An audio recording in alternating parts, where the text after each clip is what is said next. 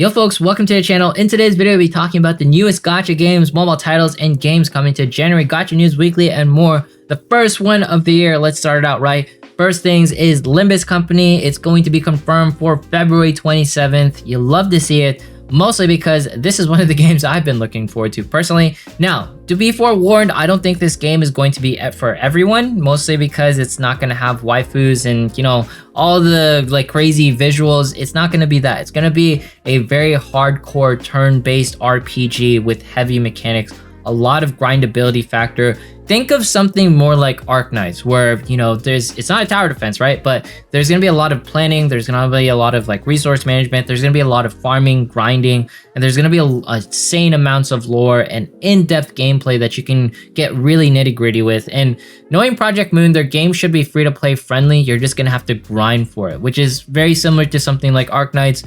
I'm not sure if there's going to be like guides on, you know, like free-to-play ways to tackle events, but knowing them, Project Moon specifically, it's going to be good. They've been releasing content on the 7 deadly sins, which are going to be the 7 different attacking types. So there's going to be like pride, lust, and all the different sins. I'm not sure what they are all, but just note you can chain the moves together, and if you match the elements or, you know, sins, you will deal higher attack. So very similar mechanics to other gacha games. Just note there's going to be a lot to pay attention to, and there's only going to be, I believe, like 13 or 11 characters, but there's going to be a lot of variety between it. Just know it's going to be a really cool game. I really recommend folks to check it out.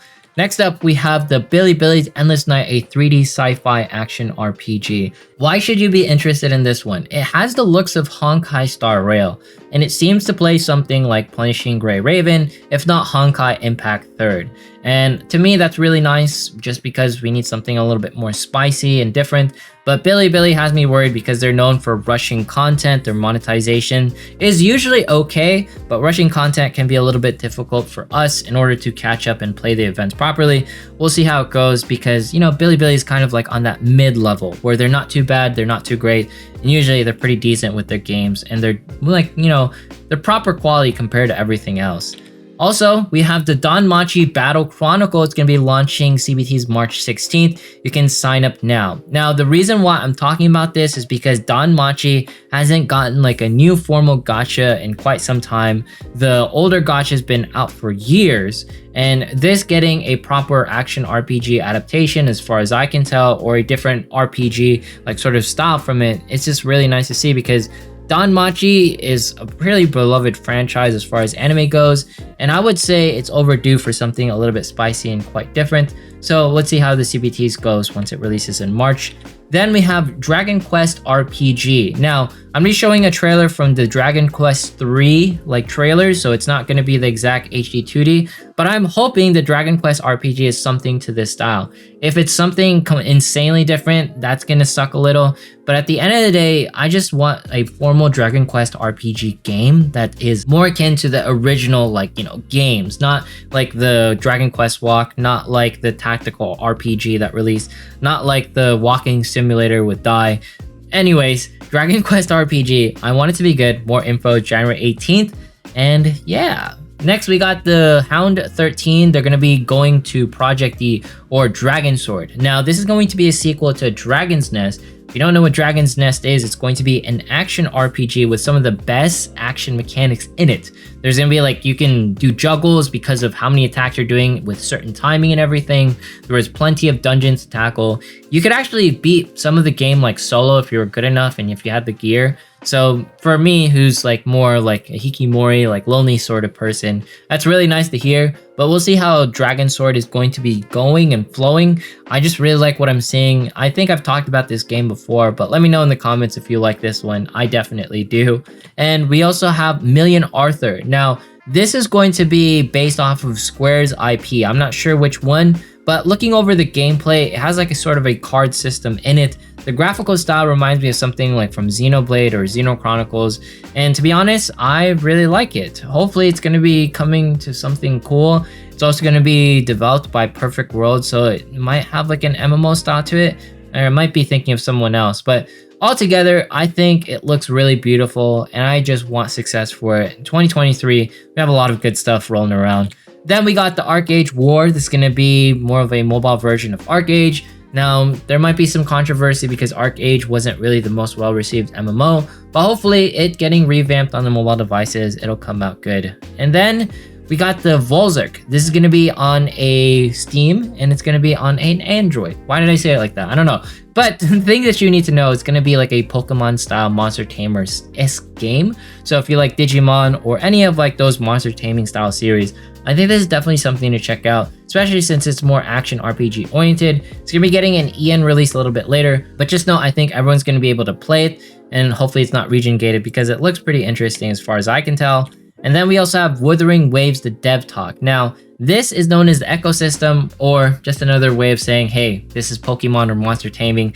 I really like it because it seems to be some sort of style where you can integrate like the monster moves or solve puzzles or do all sorts of things with it. And what's really nice with like this monster mechanic, or I don't even know if they're called monsters, there's probably a different name, I'm butchering it, let me know in the comments, but you are going to be weaving them into combat smoothly as far as I can tell, and the devs are always so like transparent with everything, and I love how it doesn't seem to be like a tacked on mechanic. It doesn't seem to be a waste. It seems to be something that you actually need, pay attention to. It's going to be a fun system, and it's different from all the other action RPGs that are popular from what I've seen. And yeah, just really looking forward to these dev talks, more on Wuthering Waves. Definitely one of my favorites for 2023. Then we got the Brown Dust 2. It's going to be getting a global early access. It's playable right now. Why am I saying it like it's in the past? But one thing to know, it's well received. People actually like it quite a bit. I think you can check out Chaotic. He has like a first impressions on it. Personally, I love the game and the way it looks. I definitely need to do my first impressions when I find some time to do it. We also have the Gran Saga Unlimited. Now, this is going to be an NFT blockchain game. I don't generally support these days because I found out the manipulation, jumped into the rabbit hole, and I kind of got spat out like looking dirty.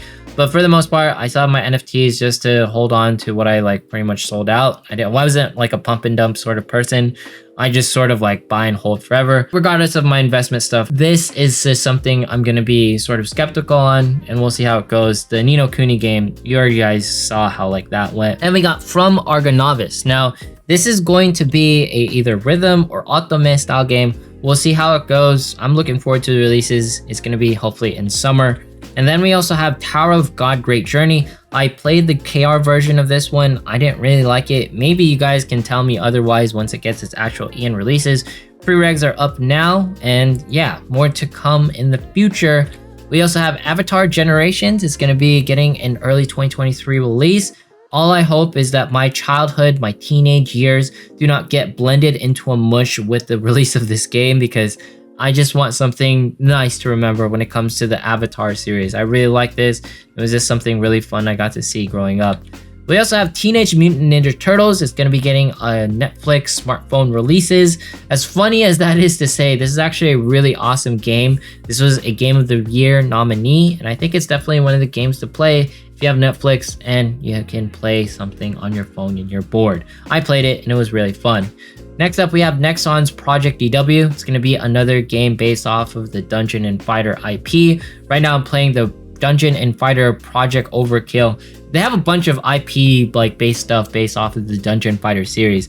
I think it's just going to be really cool to see Dungeon Fighter in like these new formats. I know like there was a fighting game that released recently, and as long as the monetization isn't too aggressive, I think it's going to be a great game because Dungeon Fighter has always been fun. We also have Blue Reflections, the Sun trailer, and this is going to be involving some waifus, and there are different scenarios where they're going to be tackling monsters and all stuff. The only thing I need to say is that it reminds me a lot of Heaven's Burns Red. So if you've played anything like that, I think it could be something akin to it. I am hoping and praying for it. Next up, we have the events rolling around. First up is Arknights' 3rd year anniversary. There's gonna be some new operators. There's gonna be a new event.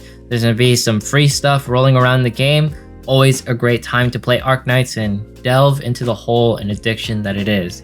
Nothing to be worried about whatsoever. It's not addicting. It's a phenomenal game, trust me. Then we also have Path to Nowhere, my game of the year for 2022, getting an event on January 17th. Specifically, there's gonna be 2 new centers. I don't know why I said that funny.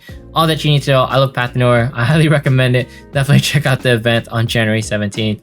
Then we also have Valkyrie Connect by Hololive. It's going to be returning now, so you can get it now. And there's going to be Awakenings, there's going to be Kira-san, Ina-san, Darkness-san, and Pekara-san. They're all going to be looking phenomenal in their new Awaken outfits. It's a lot more free to play from what I remember than the counter-side events, so feel free to play it. We also have the Nijisani by Poker Chase. This is going to be a poker chase or poker's online game, except you have the Nijisani skin on it. I just like Nijisani and Hololive and all the VTubers, personally speaking. We also have Awaken Chaos Era by Attack on Titan collabing. I'm only talking about it because Mikasa looks cool. Enough of that. We also have Princess Connect, its 2nd year anniversary. My game of the year for 2021, personal favorite. That's not like actually true, but it's like my personal favorite. Then to start your channel, all that you need to know is that it's going to be having free draws, double rates. Best time to jump into the game. I might do a summon session, who knows. We also have Alchemy Stars doing the Etched Upon the Ocean event. This was the actual game of the year winner for me in 2021. And then we have Tower Fantasy having its New Year event. We also have the Guardian Tales by Dragon Quest, Adventure of Dai specifically, collabs going on in the future. And we also have the Nikke events with the D Outsiders. There's going to be a bunch of new waifus, so many different things to check out. There's a lot more gameplay and content. Look at that, more games and stuff having updates before, the actual game releases. There was it seemed like there was nothing to do. Now there's plenty to do. There's still a lot of controversy around Nikke, but hopefully it gets cleared up as time passes. Who knows? Then we have U/Brain Smoker's upcoming global gacha games list. A huge thank yous to them as always.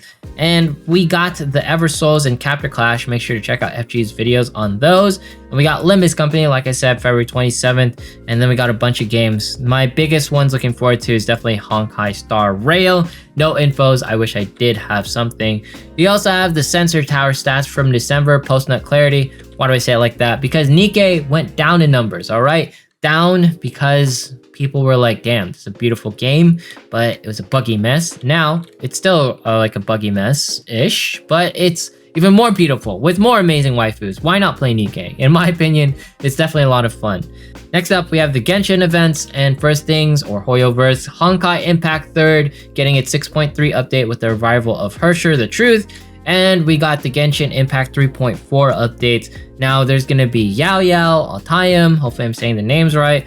All that you guys need to know is that Genshin 3.4 is going to be introducing a majority of updates to like the deserts and new monsters and all sorts of like things you can tackle. There's going to be just, honestly, if you're like a new player or you haven't played Genshin, you come back into it, it's almost overwhelming. Like, I'm still overwhelmed with the amount of stuff that I need to do in order to catch up to people.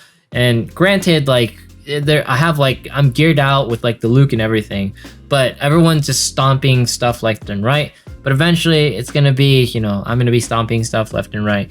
All I need to tell you is Genshin has been a really fun time. I recommend playing it. If you scoffed at it at its first releases, that makes sense, but now it's such a fully fledged game. There's just so much content to play. It's almost unlimited amounts of gameplay in my opinion, especially if you're a new player. But if you're like ongoing and continuing, I understand. You already know everything, you've played everything, you've maxed out everything, and I'm pretty sure you love the game. And yeah, Genshin Impact, so much stuff for it. Finally, we got the IRL news. Then we have Mobile Legends. It's going to be getting its roadmap for 2023. I'm always looking forward to who's going to be the world champion. And hopefully it's going to be Philippines, my home country. And we have Best Gacha of 2022. This is going to be a nominations list, so feel free to check it out on the subreddits on Gacha Gaming. And finally, we got some numbers for the top gaming grocers, gaming publishers that gain a lot of money. That's all you guys need to know. Tencent, numero uno, NetEase, MiHoYo Games. Now, when you see that 6.3, just put a billion at the end, all right? That is a fat number. And just note the games that are being listed, those are going to be the games that represent that company. It's not like, Honor of Kings made 6.3 billion alone. No, it's all of Tencent's IPs smashed into one. And then For Honor of Kings might be like the most famous one from their group. We also have, interesting enough, Netmarble low on the list, 508 million. They're still on the list, and same thing with Nexon, which is kind of interesting. But at the end of the day, it's really crazy to see, like, Dragon Ball Z Dokkan. They made $1.1 billion. That's a huge, huge amount of money, all right? But yeah, that is going to be Gacha News Weekly, the first one of the year. I hope you guys enjoyed it. If you've been wondering where I was at, I was at the conventions at Anime Los Angeles. If you're wondering, I had a great time. I survived, and it was really cool to see the One Piece fans and just be a One Piece fanboy. And it is really recommended from me to you if you don't have any anime friends IRL. Like, I don't have any of them like in my local area really. I have like maybe like 1 or 2. But the thing is I want more like IRL anime friends. The best way to make them is just going to conventions and interacting with everyone, cosplaying, just saying hi, hello, talking to the artists, buying actual art from the artist, because a lot of artists that draw for gacha games, they don't really get a proper cut or a proper deal on them. So when you actually go into a convention, buy the art from the person who created maybe like the Nikke drawings and everything, it means the world to them, all right? Granted, I haven't seen that happen because I'm sure the Nikke artist is like monumentally busy, but if I ever see someone who, you know, creates Genshin content or creates Nikke content or any gacha gaming content, FGO, usually, you know, I'll be like, hey, hello, thank you for what you do. I'm glad you play this game. It's just really cool to see like gacha in the real world, not just on my phone and, you know, being like, oh my God, how much money? We don't talk about that, all right? We want to remember the happy moments, just like the happy moments that are now happening in 2023. If you're wondering where I've been at, I've just been on the down low. I've been playing a lot of Steam games. My gacha library has been dwindling. I haven't been playing them as often. If you guys want me to showcase what I've been usually playing, I can. But to be honest with you, it'd probably be a live stream or something like that. But I've still been gaming. I've been reading a lot of manhwa lately, watching all of the isekais have been coming out. But I just wanted to give you guys like a life update. What the heck is going on with me? So now you guys know. Also, feel free to check out the Gamer Subs links. Always support the channel. Huge thank yous to everyone who does. But anyways, if you made it this far in today's video, consider subscribing, dropping a like, leaving a comment. Follow me on Twitch, follow me on Twitter, follow me on Instagram. If you want to see what I do on the reg, I post there a lot more often these days, or because I'm going to be like snowboarding, going to cons and all that stuff. So if you like that, if you think that's cool, you know, feel free to support me on there. I really love it. You can also check out my TikTok, but I don't really post there that much. It's the same content as my Instagram. That's where I'm more active. But once we have 40K subs, we're doing a giveaway. Thanks so much for everyone who supports the videos and, you know, just watches it till the end, because that is pretty rare. You are definitely an SSR in my heart. That is for sure. But thanks so much. Have yourself a fantastic day and see you guys in the next one.